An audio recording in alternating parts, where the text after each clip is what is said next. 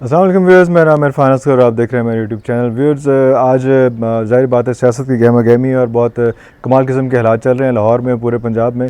तो वो तो खैर जो कुछ होगा रात को हम आपको डिस्कस करेंगे, उसके बारे में बात करेंगे। लेकिन मैंने कहा कि एक और मैच भी पड़ा हुआ है, वो मैच पड़ा हुआ है श्रीलंका में पाकिस्तान का, और श्रीलंका का जो टेस्ट मैच हो रहा है उसके बारे में मैंने कुछ बातें करें। उसके बाद रमीज़ राजा के हवाले से भी बात करेंगे, जुल्करनैन के हवाले से भी बात करेंगे, कुछ शायद क्रिकेट की भी बात हो जाए। लेकिन वो भी हमारा देखें ना, पॉलिटिक्स और रिलीजन और क्रिकेट, ये तीन चीज़ें तो हमारे मुल्क में होती हैं, सारा उसकी बात होती है।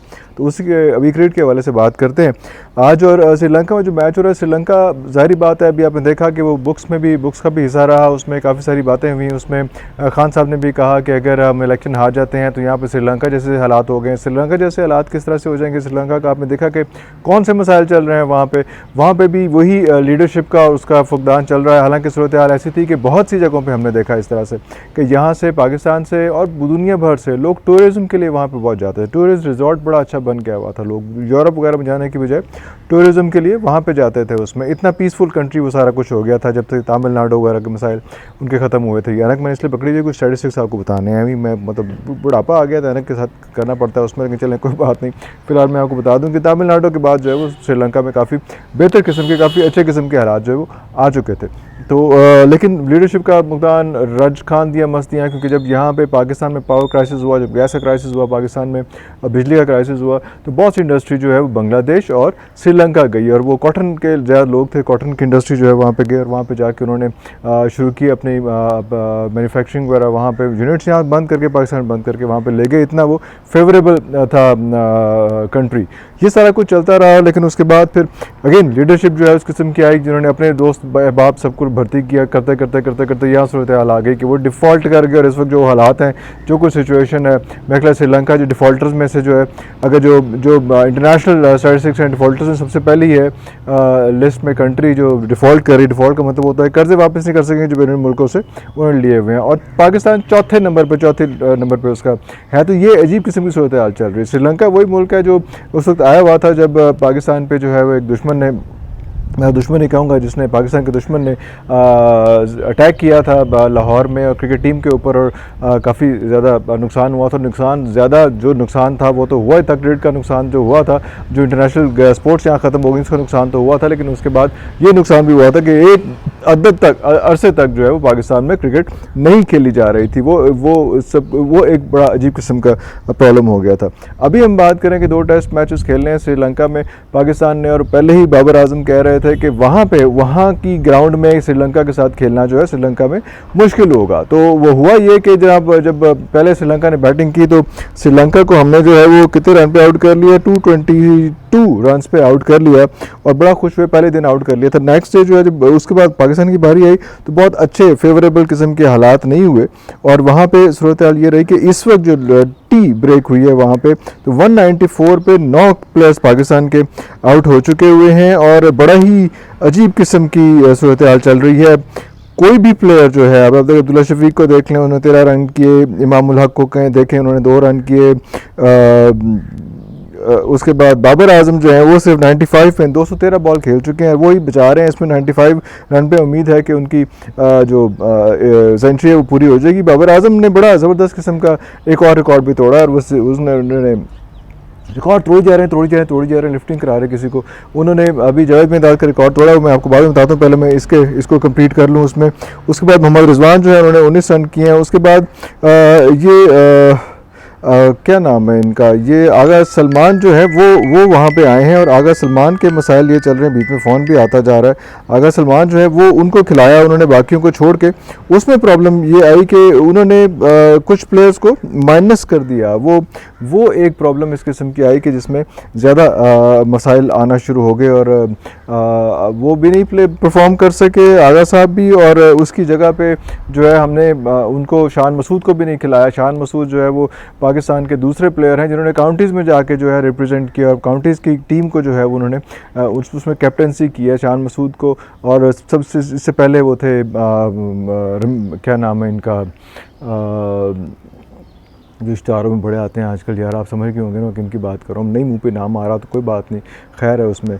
तो वो उसके बाद जो बाबर आजम है वो सेकंड प्लेयर जो है वो उसमें हैं जिन्होंने ये किया है और बड़ा ज़बरदस्त उन्होंने किया, लेकिन इसमें उनको लेके तो आए लेकिन बाबर आजम को भी नहीं खिलाया उन्होंने, तो वो उसमें वहाँ पे फ़हद को भी नहीं खिलाया। तो ये दो तीन चीज़ें ऐसी हो गई, फ़हद आलम को भी नहीं खिलाया, ये दो चीज़ें ऐसी हो गई कि वो इतनी बुरी तरह से टीम उनकी फ्लॉप हुई है कि समझ ही नहीं आ रही उसमें।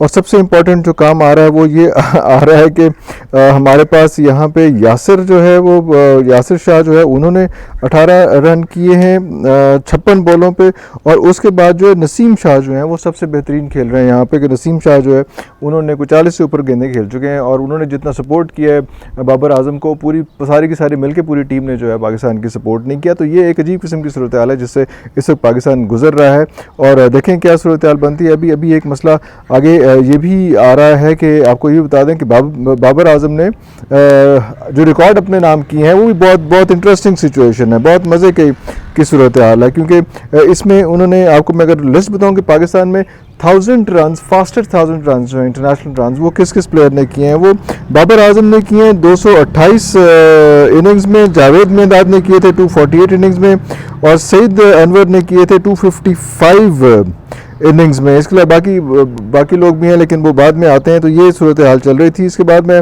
आपको नेक्स्ट स्टोरी जो है मैं आपको इसके बारे में बता दूं कि जो अभी बहुत ज़्यादा चल रहा है मसला, जो बहुत मसाइल चल रहे हैं इस किस्म के, जो बड़ी सिंपथेटिक सी चीज़ें चल रही हैं जुल्कुरनैन के हवाले से। जुल्कुरनैन जो है वो हमारे बैट्समैन विकेट कीपर थे और बड़ा अच्छा वो खेलते थे, और बहुत ज़्यादा उन्होंने नहीं खेला। उनको एक दफ़ा लेके गए दुबई में, यही वही वाला साल 2010 में, ये वो वाला पीरियड है जिसमें पाकिस्तान में अंदर होम क्रिकेट नहीं हुई थी, होम क्रिकेट जो है वो दुबई में होती थी। तो वहाँ पे वो खेल रहे थे और वहाँ पे सूरत हाल इस किस्म की हुई कि एक टेस्ट मैच में विकेट कीपिंग कर रहे थे और अगले दिन वो गायब हो गए। पता चला कि वो साउथ अफ्रीका के खिलाफ खेल रहे थे, पता चला कि जी वो है ही नहीं, अवेलेबल ही नहीं है। कहाँ गया जी? चुपके रात को वो निकल गए इंग्लैंड, और वहाँ जाके उन्होंने जो है सियासी पनाह लेने की कोशिश की, और बयान वहाँ जाके उन्होंने ये किया कि जी मसाइल बड़े अजीब किस्म के आ रहे हैं यहाँ पे पाकिस्तान में, मुझे जो है वो उसमें कोई घपले करने के कोई जिसको कहते हैं मैच फिक्सिंग वगैरह का कहा जा रहा था, जिसको मैंने मना कर दिया, तो मुझे जान से मारने की धमकी दी जा रही थी, तो मैं वहाँ पर चला गया। तो वो अजीब किस्म की सूरत हाल हो गई कि वहाँ पे वो चले गए उसमें, और वो उसके बाद फिर टेस्ट क्रिकेट से, ऑब्वियसली इंटरनेशनल क्रिकेट से जो है वो किनारा कशी हो गई। इस किस्म के प्लेयर को क्या किया जा सकता था। फिर वो पाकिस्तान आगे चीज़ें होती रहीं, कुछ अर्सा वहाँ पे रहे इंग्लैंड में, लेकिन फिर पाकिस्तान आ गए। और वो फिर अभी लास्ट जब उनके बारे में खबर आई तो ये थी कि ओमान में वो कोई एक टूर्नामेंट वगैरह खेलने के लिए गए थे क्रिकेट में, तो वहाँ पे उनको जो है उनको स्टमक का मसला आया। तो पता चला कि जनाब कोई इस किस्म की चीज़ उन्होंने खा ली है, वहाँ पे कोई फूड पॉइजनिंग इतनी शदीद किस्म की हुई है कि उनको जो है उनको स्टमक का बहुत मेजर इशू आया हुआ। फिर आके सर्जरीज वगैरह भी चीज़ें हुई। फिर उन्होंने जो है वो अपील की PCB से कि जनाब किसी तरह से मुझे थोड़ा सा जो है वो फ़ंड किया जाए, सपोर्ट किया जाए, और कि मैं इन मसाइल से जो है निकलूँ अपने फाइनेंशियल इशूज़ से उसमें। और मैंने पाकिस्तान को सर्व किया और सारा कुछ किया है। पाकिस्तान ये एक वाहिद एक किस्म की सूरत हाल थी कि एक बंदा विच गेम दे गायब हो गया, तो कहता है कि जिन्हें मुझे सियासी पनाह चाहिए और सारा कुछ उसमें। लेकिन फिर भी जो है PCB ने उसको काफ़ी सपोर्ट किया। PCB के ने रमीज़ा साहब ने अपने बंदे भेजे और जाके वो उससे मिल के आए। उसमें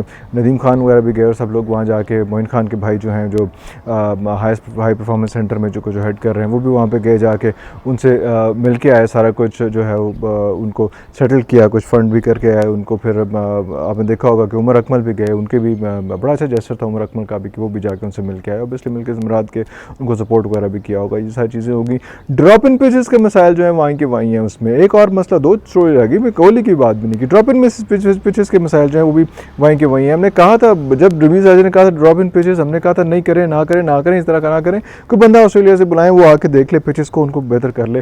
तो ड्रॉप इन पिचेस का आइडिया जो ड्रॉप होने के बाद अब सिचुएशन दोबारा यही वाली आ गई है कि वो उन्होंने बंदा जो है ऑस्ट्रेलिया से बुला लिया, वो पाकिस्तान में आ गया है और लाहौर में आके जो है लाहौर के काफ़ी स्टेडियम की पिचेस इस वक्त देख रहा है, मॉनिटर कर रहा है कि उसकी पिचेस 3 4 5 पिचेस होती है ना, तो पिचेस मॉनिटर कर रहा है क्या है। उसके बाद जो इक्विपमेंट है, जो मशीनरी है उन पिचेस को मेंटेन करने के लिए उनको मॉनिटर कर रहा है। उसके बाद उसने इस्लामाबाद, उसने पिंडी भी जाना है पिचेस देखने के लिए और उनको मॉनिटर करने के लिए। उसके बाद उन्होंने कराची भी जाना है और मुल्तान भी जाना है। तो ये सारी जो 4 अहम हैं, कौन कौन से, लाहौर, कराची, मुल्तान और पिंडी, ये सारी पिचेस जो है उसे मॉनिटर करनी है और उसके बाद जो वहाँ के जो क्यूरेटर्स होते हैं, जो पिच हैंडलर्स होते हैं वहाँ पे, उनको लेक्चर्स देने हैं, चीज़ें बतानी है, चीज़ें करनी है, सारा कुछ करना है। और लास्ट स्टोरी में आपको बताता चलूँ कि अभी बहुत बड़ा किस्म का इशू जो एक वो आया हुआ है, वो विराट कोहली के साथ आया है। विराट कोहली के मसाइल जो है वो ख़त्म नहीं हो रहे। विराट कोहली बेचारा बड़ी मुश्किल में है, बड़ी परेशानी में है, उससे स्कोर नहीं हो रहा। यहाँ पर पाकिस्तान जो इंग्लैंड से टूर्नामेंट हो रहा है उसमें भी स्कोर उससे कोई नहीं हुआ। यहाँ तक बेइज्जती हुई है कि जो उसका टूर है, वेस्ट इंडीज़ का टूर है, उसके लिए उसको ड्रॉप कर दिया गया है। ये बड़ी अजीब किस्म की बात है कि विराट कोहली को ड्रॉप कर दिया गया। जो ज्योतिषी वहाँ बैठते हैं, इंडिया में ज्योतिषी वगैरह सारा कुछ सिस्टम बड़ा ज़बरदस्त किस्म का है। ज्योतिषी वगैरह जो वहाँ बैठते हैं, ज्योतिषियों ने कहा कि जनाब पिछले 2.5 साल से जो है वो इनके मसाइल चल रहे थे, लेकिन अब जो है ये 13 तारीख से गुजर गई हुई है। 13 जुलाई से जो है वो चीज़ें थोड़ी सी उनके हक में बेहतर होती जाएंगी, तो उसके बाद देखें आगे क्या क्या सिलसिला होता जाएगा। और जब ये ड्रॉप हुआ, सारा कुछ हुआ, जब उन पर बहुत ज़्यादा बैशिंग हुई, बैशिंग तो होती है ना, प्लेयर को जान नहीं छोड़ती, बैशिंग हुई, तो बाबर आजम ने जो है, जो आजकल हीरो बने हुए हैं, वो और हीरो हैं भी हमारे, वो उन्होंने जो है वो उनके बारे में एक बड़ा मज़ेदार का ट्वीट किया और उनको कहा कोई नहीं एंज होता है, खैर है, कोई गल नहीं। उसमें उस पर बहुत ले दे भी बात भी हुई, सारा कुछ हुआ, लेकिन बड़ा अच्छा जेस्चर था कि इंटरनेशनली जो है वो प्लेयर्स के बारे में कमेंट किया जाए और अच्छे जेस्चर्स दिए जाएँ, अच्छी बातें की जाएँ। ये सारा कुछ चल रहा है। उसमें क्रिकेट के बारे में भी आपको बताते रहेंगे, पाकिस्तान की पॉलिटिक्स के बारे में भी आपको बताते रहेंगे। इस व्लॉग से इजाज़त दीजिए, अल्लाह हाफ़िज़।